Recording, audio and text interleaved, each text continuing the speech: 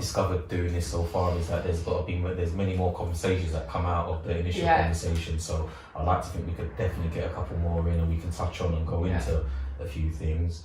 Definitely, just as far as strategically, how we're approaching this, because you do have, in all fields and areas, there's always kind of big fish who are looking to see what trends are happening, and and then like, all right, let's capitalize on this, and then it may not be from the community that promoting the thing that it is, and I see the same models in many areas, as well as in the psychedelic community, as far as you jump on Netflix and although I like the Netflix documentary, but it's like it's happening, so it lets you know that some people just gonna jump on this and they ain't got a clue, but they got money.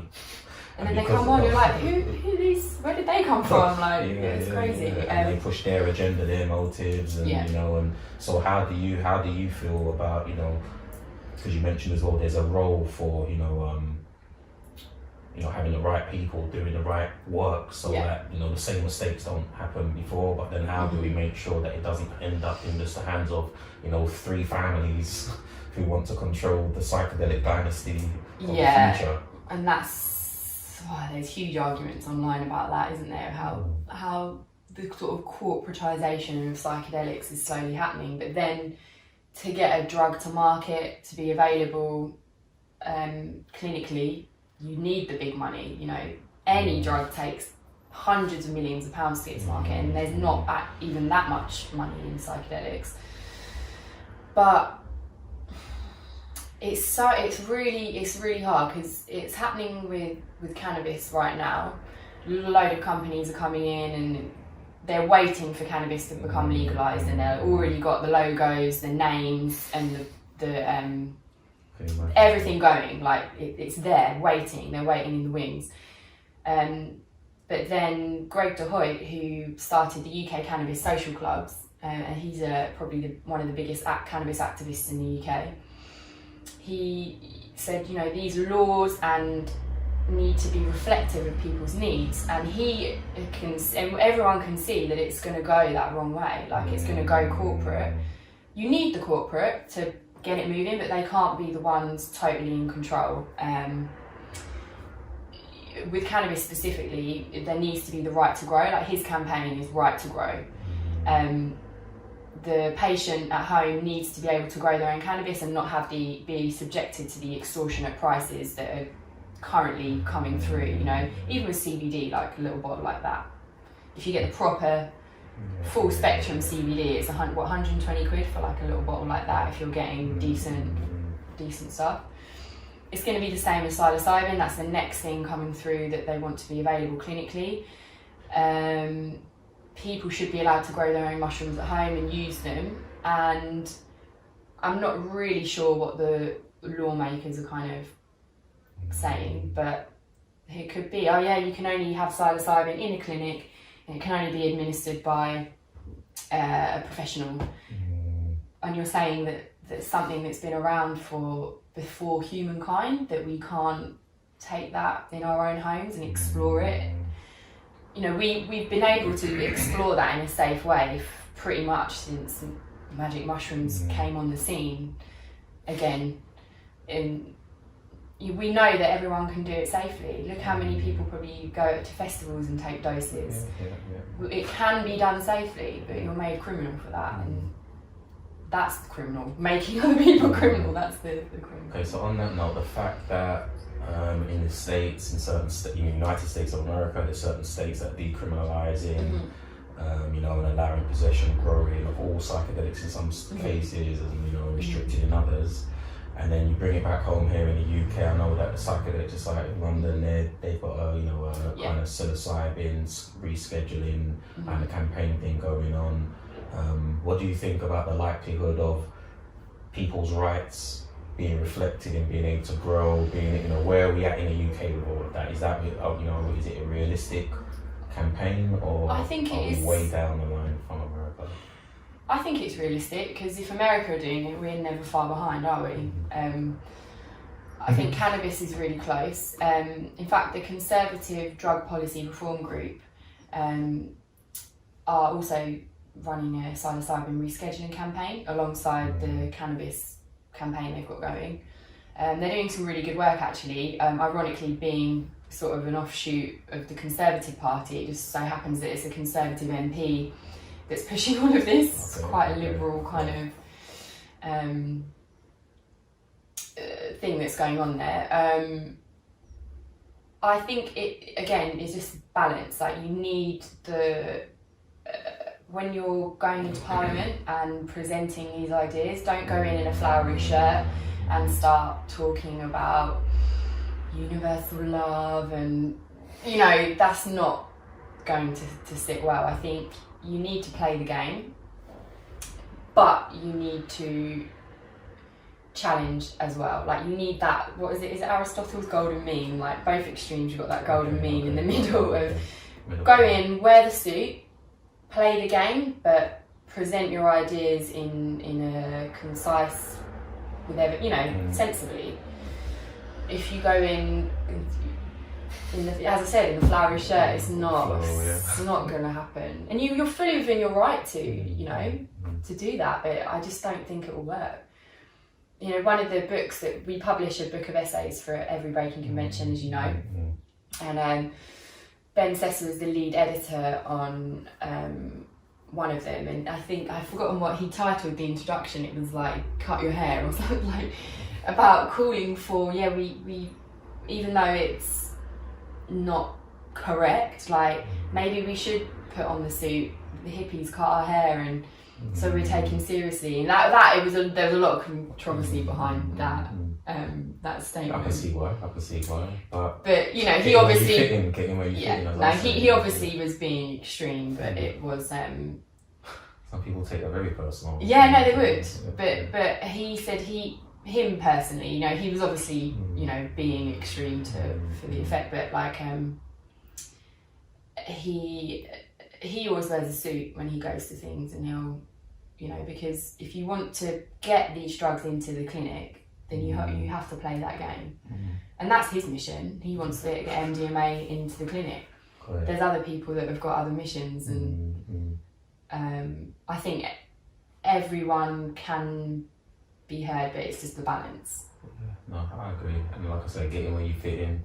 I say, amongst my people, I say the same. We know when we need to wear a suit to court. We've got to wear a suit. We wear a suit. We don't come in wearing the trackie that we got caught in. Doing whatever trouble we got into. So just knowing how to play the roles just to get the appropriate result. So that's just what it takes. But some people stand in their squares like, no, I'm going to wear my floral t-shirts and my big fluffy hats, and they got to accept me for who I am, and I think that's cool too. I just think like you have to do you. You do have to do you, I think again, like, it just depends on what your mission is. But we do need to be careful that that certain groups don't ruin it for everybody else. Like, there was going to be, I saw something online, there was going to be some protests, like, let's take psychedelics out in the open and have like a mass sit-in meditation protest or something. And it was just like, no, I don't know, me personally, that just was like, these are like substances that need to really be taken with respect. And if you're just going to do them out on the street and there's not the correct protocols there for ensuring people's safety, I don't know. I'm with you on that. I heard of something along those lines, so I get the seed where that's coming from, but the way it's implemented is definitely, because again, I come from a school of thought like Kalinde, and the research that I've done, that there's some passages where psychedelics are used in that way to support you to be strategic, how you plan and map out your war, as well as dealing with your oppressors. So there's a place for it. I really feel that. But if you're just jumping on on the whim, like, this sounds good, let's just do this, and then you've got random people just turning up, that's not best practice, you know what I'm saying? So although I'm for that approach in utilising the technology and the compounds and normalising it, it's like it's just a really, really fine line between it's really difficult to approach. And some people would be like, fuck it, we should be able to just take it how we want and run through the streets naked and whatever. But I personally, I don't agree with that approach. I think we need to toe the line a little bit first, and because we talk about these things like they're normal, but you've only got to go out on the street there and we have this same conversation and someone overhears it and they're like, oh my god, what the hell are you talking about? You two are a bit weird, aren't you? You know? You know, I think even some of the things I share online, probably people I went to school with are just like, you're Aimee, that Aimee's a fucking weirdo. I know that gets said about me, like 100%. Well, once you step into once you step into this field, you know, even from a professional policy, you know, it's just the fact that you're talking about psychedelics, that where I come from, that's weird enough, that's weird as it is. You know, you can get, you know, that's the weird stuff. And I'm still with grown adults, people that are still like, they're just coming around now to the idea that, oh, we can have a mature conversation about this, you know, now because, oh, it's on the news and I saw that they're working with cancer pages or this, that or the other, and you know, you can see how some people it takes for them to come around, but for the masses, no, you know, they've got the programming of it's bad, it's gonna make you jump out windows, this, that and the other. So yeah, you do have to be careful how you go about it, but again, I've just got my views on just the restrictions and who and how that just needs to be mapped out, and that's why I look forward to fresh faces, you know, being in the places, simply because I come from a community when, especially when I was in Gambia, I learned just on the models. They have models there where, I'll give you a real example, there was a model there of how they deal with their waste, how they deal with their waste, you know, and they deal with their waste by primarily burning it, piling out there in the garden, we'll burn the waste. And you know, I've visited several areas, several villages and communities where there's just a lot of burning going on. I'm like, there's a fucking lot of burning going on there. There's a lot of burning going on. And I'm like, I'm coming from a horticultural, permacultural background. I was invited to do some sharing around permaculture and stuff. And I'm like, but you know, just something as simple, you know, principles of what I know these people know because they invented composting, you know, so to speak. These were the first composters, these were the first farmers, but they've been so far removed from certain practices that would just help keep the community more sustainable. You know, it was really obvious. Something like a bit of composting here, a bit of this here, you can reduce the amount of burning you're doing, you can create fertile soil somewhere for you to grow. And I'm saying that to say that the younger generation, they were like, on it, like, where do we go? Like I can say it now because I don't teach the students that I teach, but when I was working with these guys, although they were slightly older, I was like, this is the fucking best class I've ever taught. Like when it comes to students, because I'm used to teaching students who don't necessarily want to be there to learn the lessons that I'm teaching, but these guys were like, we're on it. Like we understand, you know, the principles of composting and why it was important, and they was into, you know, solar panels, and they were just ready for it. And it's like, so I was like, well, what's been stopping you guys? What's the next step? And they're like, oh, the elders. No. Yeah, like the elders don't really get all of this. Some do, but the majority of them don't get this. Yeah. And I was like, what can't we, how come, you know, even just to set up a composting thing in the village, we got to go to the chief. You know, and if the chief says, I don't get this and I'm not feeling it, then it's not going to be, you know, we can't just go and do it. Again, a fine balance of respecting your elders and understanding their wisdom, but also maybe recognising that the old system isn't always the way, and having that fine balance again. So I just live my life on that philosophy, like balance. So I asked the guys, I go to these guys, okay, so what we're gonna do? What, how and when and what? And you know, from your part, they said, like, we can work on it as much as we can in other places where it's sufficient. But if in the village the chief says no, well, we just have to wait till the chief dies. You know, and then the young generation. Too long. There you go. But that's what it takes sometimes. And I'm saying that to say that whatever happens, whether it takes 10 years or 10 weeks, the guys who said that making the wrong decision, like I was just saying, like sooner or later is gonna be like, and then they shared with me, which is like, yeah, guys, basically why we're able to have this conversation maybe in a politic table, around those tables, in politics, around the tables, you know, in science, around the doctors, because a lot of them have had psychedelic experiences.